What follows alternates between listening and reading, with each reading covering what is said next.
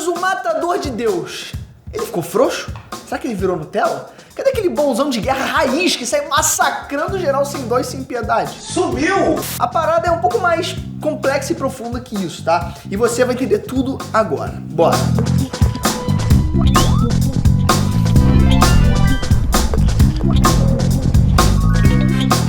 Se você é de São Paulo, capital, o que você acha de assistir o primeiro espetáculo presencial do canal Nerd? O que você acha, hein? Aperta no primeiro link da descrição que eu te conto um pouco mais de detalhe. Te vejo lá, hein? Fui!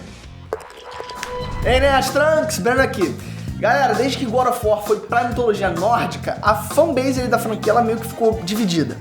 De um lado, a galera curtia a mudança e a jornada de amadurecimento do Kratos, e do outro, a galera tá pistolaça falando que a Santa Mônica tá estragando o Kratos, deixando ele frouxo. E aí, o Kratos ele ficou frouxo mesmo ou a galera só tá de mimimi? Bora discutir isso aqui agora nesse vídeo, mas depois de você se inscrever no canal, obviamente.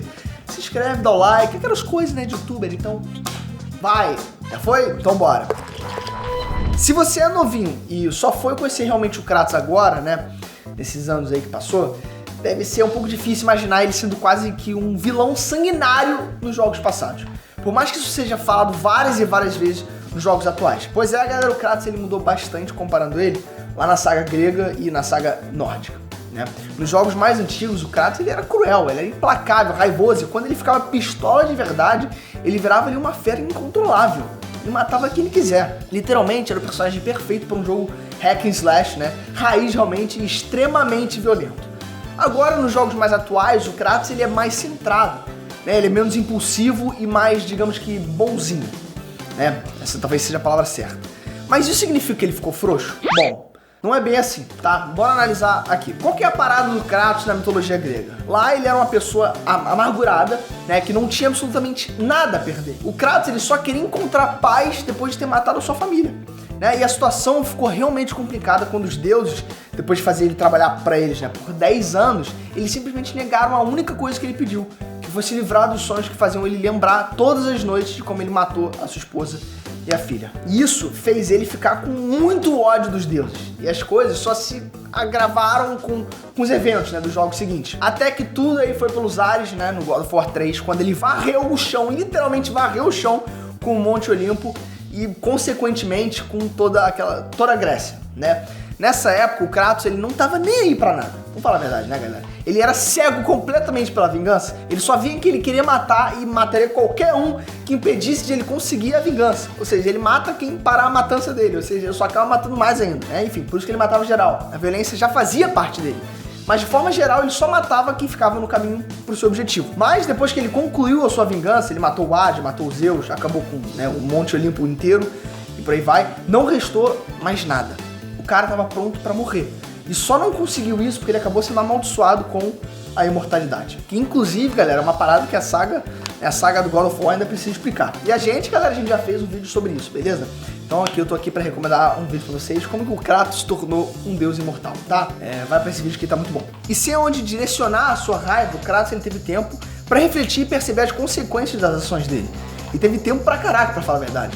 Já que God of War, de 2018, se passa mais de 100 anos depois do God of War 3. E quando começa essa saga nórdica, o Kratos ele já tava diferente, sabe? Ele tava mais centrado, mais controlado e buscando se manter em toda essa disciplina antes de qualquer coisa. O que influencia isso, galera, é o fato de que ele agora tem uma nova família. Principalmente o seu filho, né? Que ele quer proteger e não quer falhar da mesma forma que falhou com a sua família lá na Grécia. Além disso, ele não tem vontade de tretar mais, né, com os deuses, que é um bom detalhe pra se dizer. E é isso que deixou muita gente bolada, né? O fato de que o Kratos ele não quer mais tretar com os deuses. Porque quando anunciaram que os próximos jogos seriam na mitologia nórdica, todo mundo achava que o Kratos ia varrer o chão também com todos os deuses nórdicos. Mas não.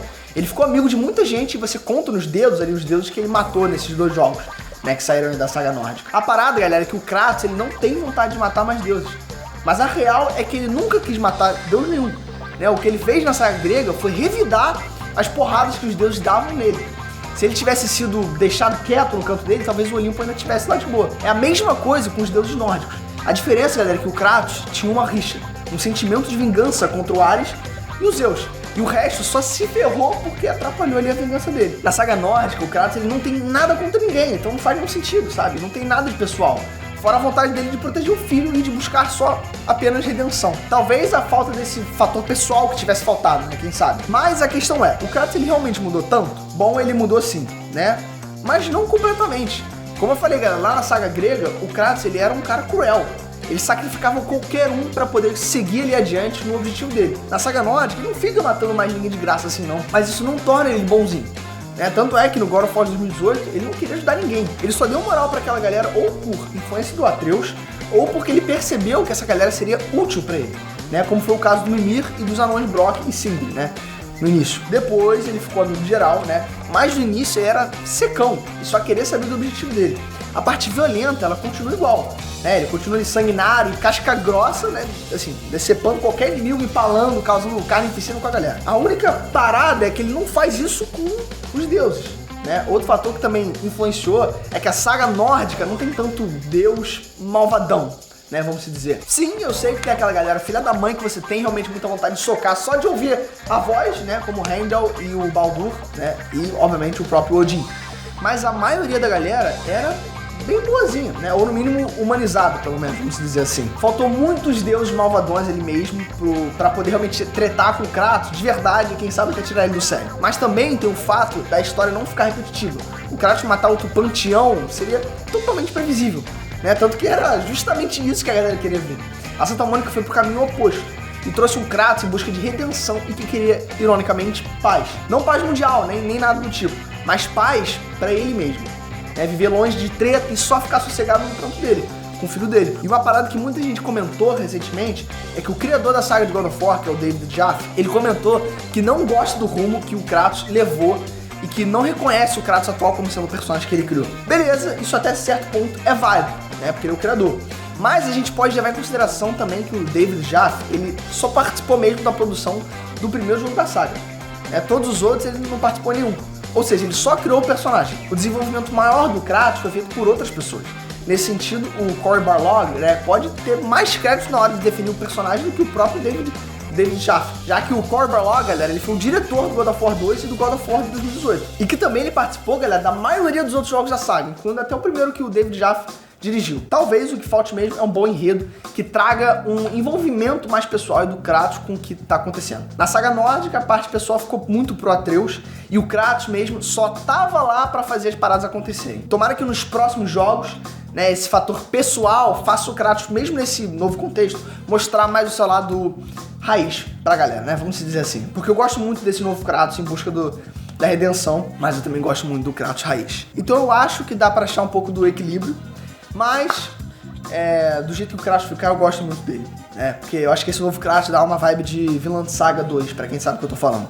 Eu amo muito Vinland Saga, então se você não assistiu, eu recomendo, tá? Mas nada a ver. Se você curtiu esse vídeo, dá aquele like que me ajuda pra caraca. Já se inscreve no canal também, que isso assim, cara, é sério, é fechando o combo. Se você dá o like, curtiu, ainda mais se eu comentar, sabe, que vai engajar o vídeo. Pô, mano, isso assim, é um bônus máximo. É a melhor coisa que o YouTube pode receber. É a sua inscrição, o seu like, o seu comentário e assim, né, se você gosta de conteúdo de qualidade, eu tenho que fazer minha venda, galera, foi mal. Mas se você gosta de conteúdo de qualidade e você quer um conteúdo de qualidade saindo do forninho ali, tirando ali a capa, saindo cheio de hype, clica no sininho que você vai ser a primeira pessoa a ser notificada quando o nosso próximo vídeo de qualidade sair, beleza? Isso eu te prometo. E falando já no próximo vídeo, beijão e te vejo lá. Fui!